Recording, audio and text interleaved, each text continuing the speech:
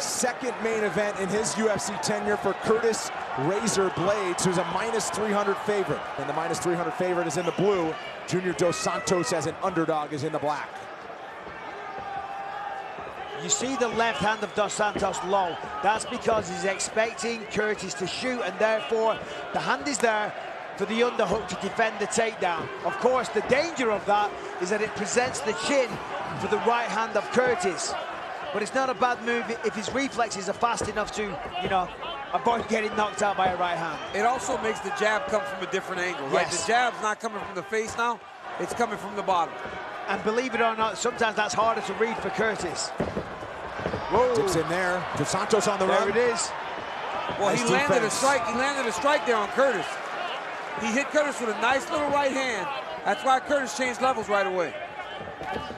And with all those main events for Dos Santos, 4 of his last 5 fights have ended before the second round was up.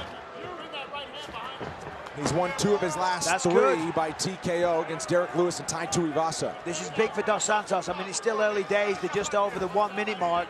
But so far, 2 takedown attempts have been stuffed by Dos Santos. You don't generally see that from Curtis. That's what Curtis has got to do more of. Those little feints. See what he did there with the shoulders? Keep Dos Santos guessing. Confuse him. Throw variation. Throw legs. Pump the jab. Fake a takedown. Come with the left hook and then shoot the double. Whoa! Swing and a miss from Dos Santos. Man. There's that uppercut. 2 minutes in, all on the feet so far. See, for Curtis, you know, I mean, you start to lose confidence if your entire game plan is to take him down. Oh, big right hand by Blades.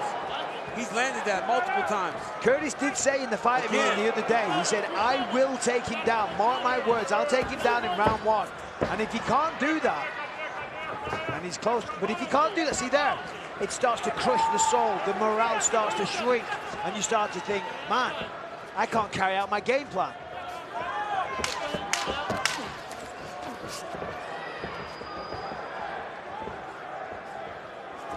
Oh, goodness. Talk about loading up. Ready for round number 2. Curtis Blades was 0 for 4 on takedown attempts in the first round. And Junior Dos Santos, in fact, has not been taken down since the first time he fought Stipe Miocic back in 2014. And he's shown good defense to keep his feet through the first 5 minutes here tonight. Yeah, he won that. He won that. That was a small victory, but he may legitimately be throwing the worst punch in MMA. It's one of my least favorite, that lead uppercut. Oh! You get hit there. The corner of Curtis said the right thing, said, listen, you connected with the punches, you hurt him there.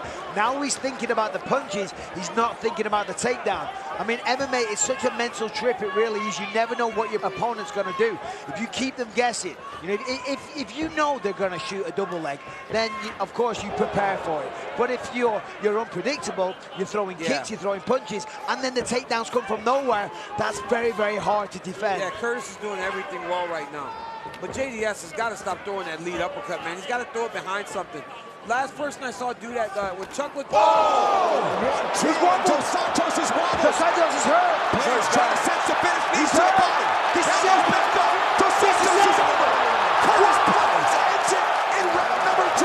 Wow. Perhaps his that right biggest hand, performance to date comes here in Raleigh. When he couldn't get the takedowns, he relied on his boxing and his punching power. This kid is getting better every time he steps in the octagon. Declaring the winner by TKO, Curtis Razor Blades.